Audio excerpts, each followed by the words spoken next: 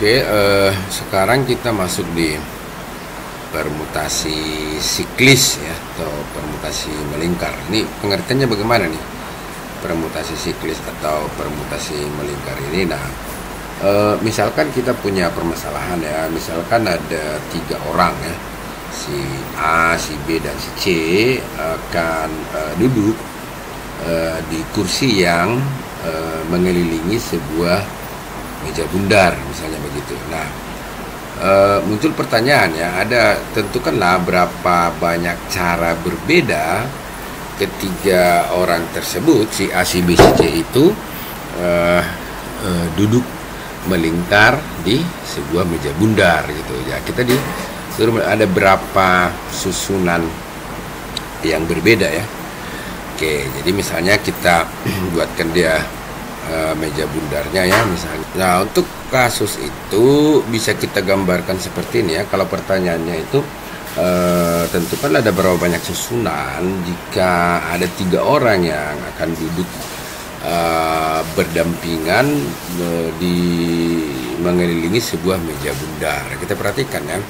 Misalkan susunan pertama itu kita misalkan di sini si A-nya ya, sini si B-nya, dan di sini si C-nya. Nah, kemungkinan lain itu hanya berbeda ini ya, si B pindah si A pindah si B. Berarti yang di bawah ini berarti B di sini ya, B di sini A, di sini C. Nah, artinya kalau kita putar ini akan memberikan susunan yang sama ya. Walaupun posisinya berbeda, tetapi urutan atau cara duduk berdampingannya sama. Misalnya kalau si A ini menempati si B kan, misalnya sini kita bikin si A, sini si A-nya ya, sini si B ya, berarti ya si B menempati C di sana, berarti di sini C. Nah, sama saja. Misalnya si A itu nanti menempati C, bisa saja kita bikin si A-nya ya. Nah, sekarang di sini si B, ini si C. Nah, kita perhatikan urutan ini, tiga-tiganya ini adalah merupakan apa itu, susunan yang sama ya, susunan yang sama itu ya, sama itu, tidak berbeda itu. Nah, ini susunan yang sama. Nah, perhatikan ini BAC ini ya. Jadi misalnya kita pindahkan juga ini, memutar pun dia itu merupakan susunan yang sama juga. Jadi kalau misalnya dia di sini menjadi C ya, nah, di sini B, di sini A ya, nah, dan ini yang berikutnya misalnya si B bergeser lagi ke sini, di sini B-nya sekarang ya, di sini A-nya, di sini C-nya. Nah, perhatikan ini BAC ini ya, dengan CBA dan ACB itu adalah merupakan susunan yang sama juga ya, sama dengan kasus di atas tadi, ABC, CAB, dan BCA ini ya, itu merupakan susunan sama karena cara duduk berdampingannya sama walaupun posisinya berbeda. Ini juga merupakan susunan ya, susunan yang sama juga. Nah, yang sama. Jadi kalau ada 3 orang duduk berdampingan mengelilingi sebuah meja bundar, maka banyak susunan yang berbeda yang mungkin terjadi itu hanya 2 ya. Hanya 2 cara ya. Hanya 2 faktorial ya, 2 cara ini. Hanya ini ya. Nah, ini 1 dan 2 karena ini dianggap sama ini. Berarti jawaban dari kasus itu ada 2 cara duduk yang berbeda jika 3 orang duduk berdampingan mengelilingi sebuah meja bundar. Nah, dari contoh ini kita sama dengan sebelumnya ya, kita akan menentukan aturan untuk permutasi siklis ini. Nah, aturan dari permutasi siklis itu misalkan tersedia N ya, N unsur yang berbeda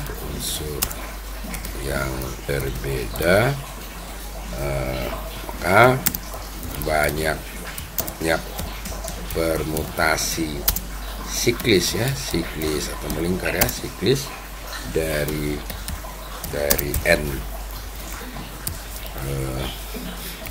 unsur itu ya, ditentukan dengan aturan ya, ditentukan dengan aturan ya, permutasi siklis ya, siklis itu sama dengan ya, berarti dia n kurang 1 faktorial ya, n kurang 1 faktorial ya. Permutasi siklisnya sama dengan n kurang 1 faktorial. Oke, agar lebih memahami tentang permutasi siklis ya, kita masuk di contohnya. Misalkan ada contoh di sana, misalkan ada 4 orang menempati 4 buah kursi yang mengelilingi sebuah meja bundar.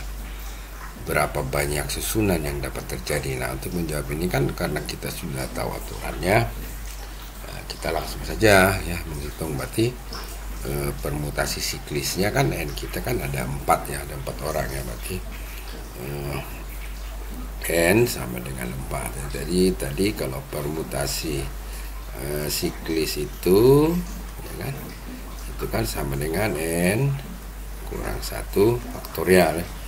Berarti sama dengan di sana ya, berarti 4 dikurang 1 faktorial tentunya, berarti 3 faktorial ya, 3 faktorial, berarti dia kan 3 kali 2 kali, berarti ada 6 susunan ya.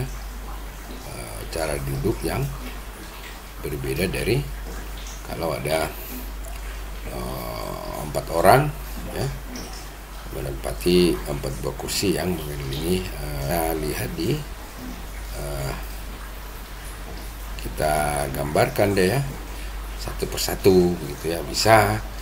Jadi ya, oke, bisa kita lihat di sini. Oke, yang 6 susunan itu yang mana?